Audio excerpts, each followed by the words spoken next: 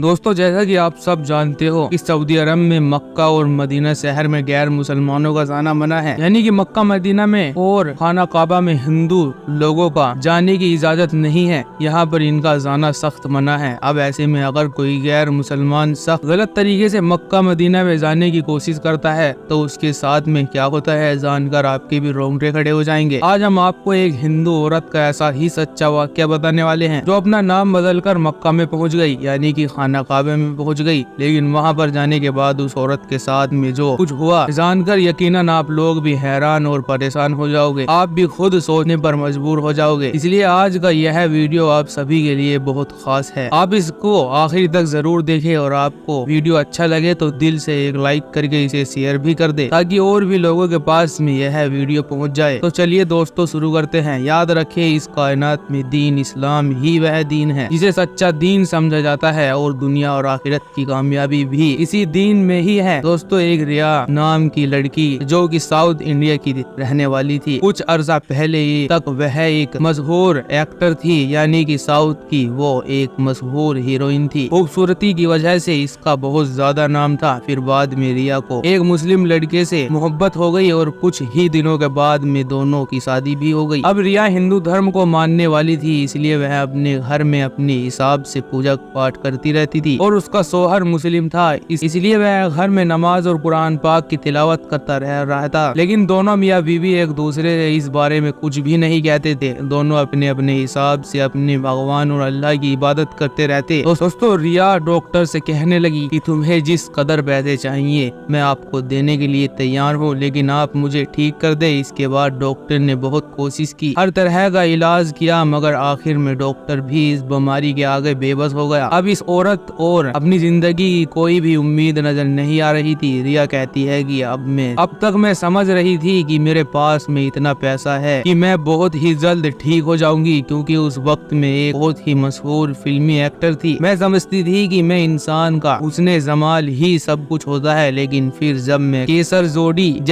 Cancer जैसी बड़ी बीमारी में मुब्तला हुई तो मुझे समझ में आया कि यह पैसा, यह हुस्ने जमाल कुछ भी काम का नहीं है। इसलिए फिर एक बार मैंने सोचा कि क्यों न मैं खुदकुशी कर लूं, मगर फिर मुझे अपने छोटे छोटे बच्चों का और अपने शोहर का ख्याल आया कि मेरे जाने के बाद में इनका क्या होगा। खैर, इसके आगे रिया कहती है कि जब मैं कैंसर जैसी बड़ी बीमारी में मुब्तला हुई तो उस वक्त मेरे पास में दौलत, शोहरत और पावर सब कुछ था। मगर फिर जब मुझे मेरा शोहर डॉक्टर के पास लेकर गया तो डॉक्टर ने कह दिया कि यह बीमारी पूरे जिस्म में फैल चुकी है। अब हमें बड़े अफसोस के साथ में कहना पड़ रहा है कि अब इनका कहीं पर भी कोई इलाज नहीं है, इसलिए अब आप इसे घर पर ही ले जाएं और ले जाकर आप इनकी खिदमत करें, क्योंकि अब इनके पास में वक्त बहुत ही कम रह गया है। रिया बताती है कि इसके बाद मेरा शोहर मुझे घर ले आया, लेकिन फिर मेरा शोहर के जहन में एक ख्याल आया। वह मुझसे कहने लगा कि तुम फिक्र मत करो, तुम्हें कुछ भी नहीं होगा, क्योंकि इस कायनात में एक तबीब अभी भी बाकी है और वह अल्लाह की जात है। इसके बाद मेरे शोहर ने मुझे बताया कि अगर तुम हाँ कहो तो हम अल्लाह के घर का खाना काबा में चलते हैं और वहाँ पर जाकर अल्लाह से माफी मांगते हैं और दुआएं करते हैं। मुझे उम्मीद है कि अल्लाह तुम्हें जरूर ठीक कर देगा। रिया कहती है कि अब मुझे जिंदगी की तमाम रंग रलियों से नफरत सी हो चुकी थी, क्योंकि जिनका मुझे गुमान था उनका मुझे कुछ भी फायदा नहीं हुआ था। इसलिए फिर जब मेरे शोहर के मुंह से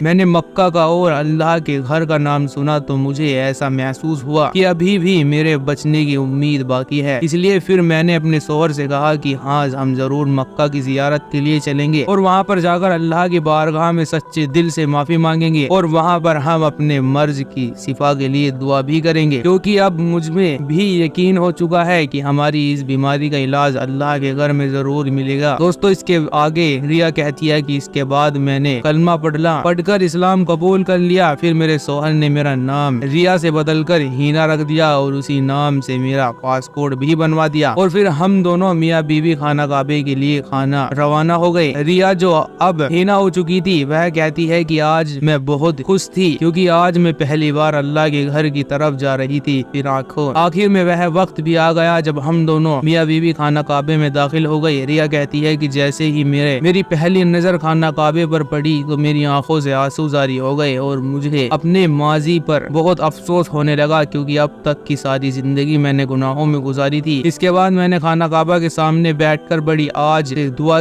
مانگی کہ اے میرے پروردگار میری اس بیماری کا علاج دنیا کے کسی بھی ڈاکٹر کے پاس نہیں ہے۔ ڈاکٹر نے بہت کوشش کی مگر انہوں نے جواب دے دیا کہ اب میں نہیں بچوں گی، اس لیے اے میرے رب اب مجھے صرف تیرے سے ہی امید باقی ہے۔ پھر میں نے خانہ کعبہ کا ایک طواف کیا اور ساتھ میں دعا کرتی رہی کہ اے میرے اللہ مجھے مایوس نہ کرنا، یا اللہ میری بیماری ٹھیک کر کے ان ڈاکٹر کو حیران کر دینا جو کہہ رہے ہیں کہ اس بیماری کا اب کوئی بھی علاج نہیں ہے۔ ریا کہتی ہے کہ اب میں مکمل طور پر ایمان لا چکی تھی۔ اس کے بعد میں مکہ کے بڑے بڑے علماء کے پاس میں حاضر ہوئی۔ انہوں نے مجھے قرآن پاک کی کثرت سے تلاوت، اللہ کا ذکر اور رسول اللہ صلی اللہ علیہ وسلم پر درود اور سلام، زیادہ سے زیادہ آب زمزم پینے کی تلقین فرمائی۔ اب میرے دل کو بہت ہی راحت اور اطمینان ہونے لگا تھا اور مجھے اللہ کے پیارے نبی حضرت محمد صلی اللہ علیہ وسلم کے اس فرمان پر بھی یقین ہو گیا تھا کہ آب زمزم کو جس مقصد کے لیے بھی پیا جائے انسان کا وہ مقصد حل ہو جاتا ہے۔ اس لیے اب مجھے بھی یہ پورا یقین ہو گیا تھا کہ اب میرا یہ بیماری ضرور ٹھیک ہو جائے گی۔ دوستو ریا بتاتی ہے کہ وہاں پر میری کچھ سہیلیاں بھی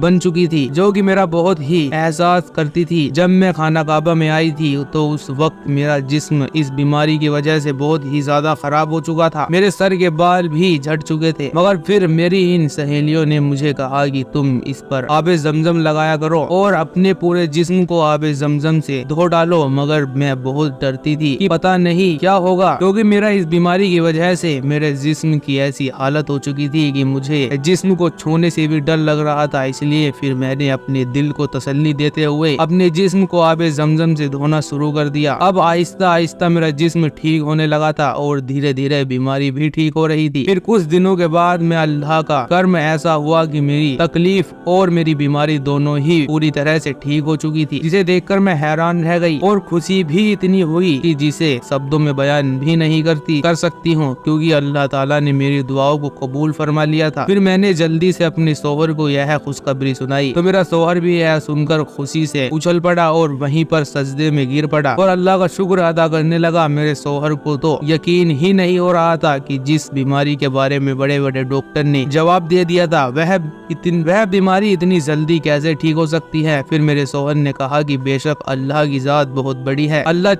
جو چاہے کر سکتا ہے، اللہ کے یہاں پر کچھ بھی ناممکن نہیں ہے۔ ریا کہتی ہے کہ اس کے بعد ہم دونوں میاں بیوی واپس اپنے گھر کو آ گئے اور پھر ہم انہی ڈاکٹر کے پاس واپس گئے جنہوں نے ہمیں جواب دے دیا تھا کہ اب اس بیماری کا کوئی بھی علاج نہیں ہے۔ وہ ڈاکٹر بھی یہ دیکھ کر حیران رہ گئے اور کہنے لگے کہ کیا آپ وہی ریا ہے جس کے جسم میں کینسر آخری اسٹیج پر پہنچ چکا تھا؟ تو اس پر میں نے بڑے فخر سے بتایا کہ ہاں میں وہی ریا ہوں۔ اس کو تم لوگوں نے جواب دے دیا تھا، لیکن اب مجھے اپنے رب پر پورا یقین آ چکا ہے کہ زندگی اور موت کا اختیار صرف اور صرف اللہ ہی کے پاس ہے۔ اس کے بعد میں نے اپنے سب گناہوں کو چھوڑ دیا تھا۔ اب میں اللہ اور اللہ کے پیارے نبی حضور صلی اللہ علیہ وسلم کی تعلیمات بعد ایک زندگی بسر کرنے لگی اور ہر وقت اللہ سے یہی دعا کرتی کہ یا اللہ میرے اور میرے شوہر کی اور تمام مسلمانوں کی مغفرت فرما اور تمام